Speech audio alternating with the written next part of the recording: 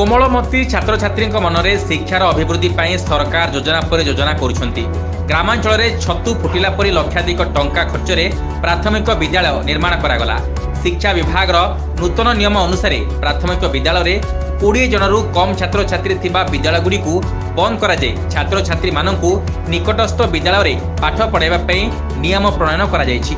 Raghunathpur block जीरा ग्राम रे थिबा सरकारी उच्च प्राथमिक विद्यालय 20 जनरू कम छात्र छात्री थिबारु विद्यालय को बंद करा जाय निकटस्थ राडंग उच्च प्राथमिक विद्यालय को स्थानांतर करा जायछि। जीरा सरकारी प्राथमिक विद्यालय पाठ पढ़ुवा छात्र छात्री माने अधिकांश दलित श्रेणी होइथिबारु 2 किलोमीटर दूर रे अवस्थित विद्यालय को छोट छोट पिला मानकु पठाइबा पई सुरक्षित मनुनाहांती।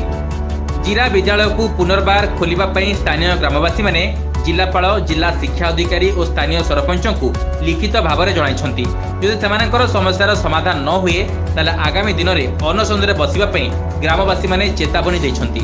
हम स्कूल हम साइज नहीं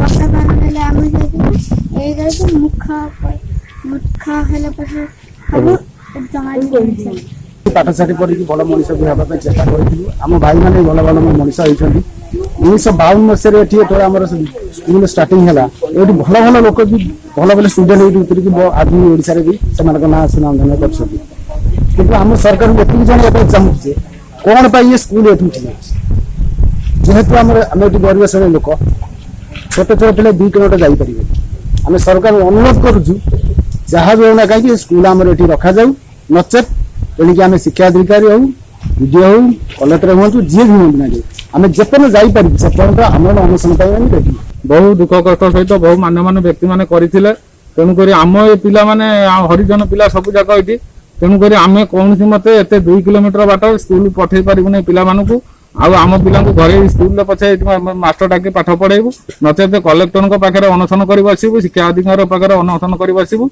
जगतसिंहपुर जिला प्रतिनिधि दिलीप कुमार बली रिपोर्ट दुर्नीति लाइव।